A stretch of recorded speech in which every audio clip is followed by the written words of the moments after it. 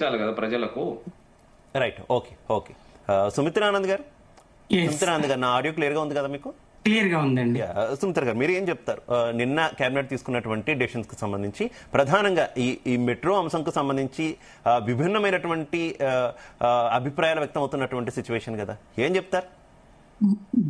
మీకు వెంకటరెడ్డి గారికి, జితేందర్ గారికి, మల్లేశ్వర్ గారికి, జీ తెలుగు న్యూస్ ప్రేక్షకులకు గుడ్ మార్నింగ్ అండి. జై తెలంగాణ.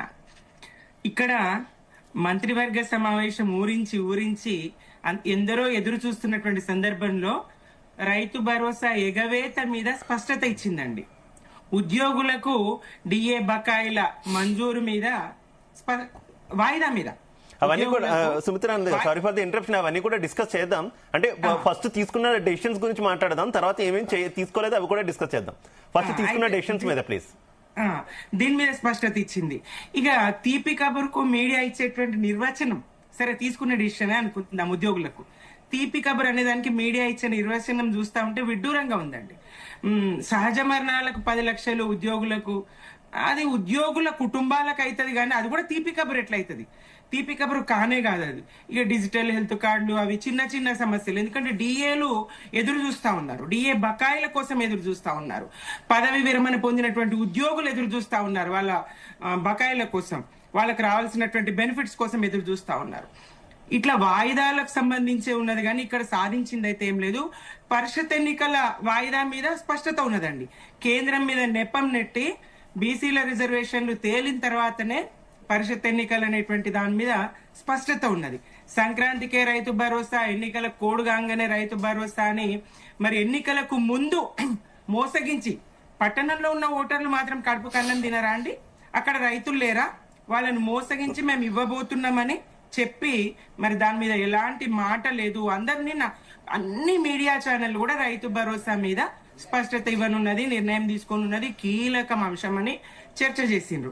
ఎక్కడ ఆ టాపికే లేదు, ఎప్పుడు ఇస్తామనేటువంటి ఇదే లేదు. గత యాసంగి సన్నవడ్ల బోనస్ ఎగవేసింది, అరాకొర రుణమాఫీ చేసింది, ఇప్పుడు కూడా ఈ రైతు భరోసా ఎగవేసింది. కేసీఆర్ గారు ఎన్నికలకు ముందు స్పష్టంగా చెప్పిండ్రు, మరి కాంగ్రెస్ కోటేస్తే రైతు బంధుకు రామ్ రామ్ చెప్తారు, దళిత బంధుకు జై భీమ్ చెప్తారు, ఇవ్వరు అని. ఎందుకు ఇవ్వము? మేమేమన్నా అవులగాళ్ళమా? మేమేమన్నా దివానాగాళ్ళమా? మేము ఎందుకు ఇయ్యము? ఒక్క పంటకే ఇస్తున్నాడు, 2 పంటలకే ఇస్తున్నారు ఎవరు? కేసీఆర్ గారు 3 పంటలకు ఇవ్వాలి కదా అని చెప్పేసి నోటికి ఎంత వస్తే అంత మాట్లాడి, మేము రైతు కూలీలకు ఇస్తాం, కౌలు రైతులకు ఇస్తాం అని చెప్పి ఇవాళ ఎగవేసి రైతన్నలను ముంచుతున్నది, రైతన్నలను వెన్ను విరుస్తున్నటువంటి కాంగ్రెస్ ప్రభుత్వం తీరు మరి అలా ఎదురు చూసిరండి రైతులందరూ కూడా. ప్రధానంగా ఏం చర్చ జరుగుతుందా అని, అది లేదు. ఇక జరిగిందేముందని, ఒరిగిందేమున్నదని ఇక్కడ చర్చించదగ్గ అంశాలు అయితే ఏమీ లేవండి. వైద్యవి టీవీని మరి వాళ్ళు పేరు మార్చి దాన్ని అటానమస్ ను ప్రభుత్వానికి ఇచ్చేస్తూ అదొక నిర్ణయం. పెద్దగా దీంట్లో చర్చించదగ్గ అంశాలైతే ప్రజలకు ఈ మంత్రివర్గ సమావేశము చేసినటువంటి మేలైతే ఏమీ కనిపించదండి. ఇక్కడ ఐటీ రంగంలో 10 లక్షల ఉద్యోగాలని చెప్పేసి జితేందర్ గారు చెప్తారు. ఎవరి చలువండి?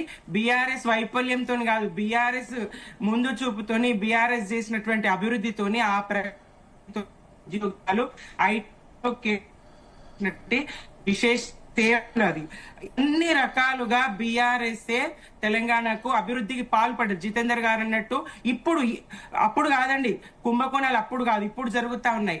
ఈ 2 ఏళ్ల పాలనలో లెక్కలేనని కుంభకోణాలు, అవినీతి స్పష్టంగా ముఖ్యమంత్రి గారే చెప్తా ఉన్నారు. 1000 కోట్లు గాంధీ కుటుంబానికి ఇవ్వాల్సి వస్తుందని. ఇలా శాంతి భద్రతల సమస్య ఉన్నది రాష్ట్ర వ్యాప్తంగా.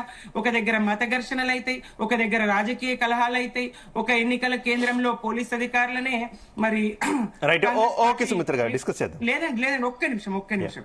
ఇట్లా ఏ రకంగా చూసినా అటు శాంతి భద్రతల సమస్యలు గాని, ఇటు పాలనాపరమైన వైఫల్యాలు గాని స్పష్టంగా ఈ కాంగ్రెస్ పాలనలో కనిపిస్తా ఉన్నాయి. కుంభకోణాలు కనిపిస్తా ఉన్నాయి. ఏదో రేషన్ కార్డులు ఇచ్చి మరి ఏ రాష్ట్రంలో రేషన్ కార్డులు ఇవ్వనట్టు, గతంలో మేము ఇవ్వనట్టు మాట్లాడుతుంది. రేషన్ కార్డులు మేము బీఆర్ఎస్ 6.5 లక్షలు ఇచ్చినాం. అన్ని రాష్ట్రాల్లో ఈ ప్రక్రియ నిరంతరం కొనసాగుతుంది. ఇందులో విశేషం ఏం లేదండి. రైట్. వెంకటరెడ్డి గారు, నా ఆడియో క్లియర్ గా ఉందా మీకు? ఉంది, క్లియర్. వెంకటరెడ్డి గారు, మీరు ఏం చెప్తారు? ఈ కేబినెట్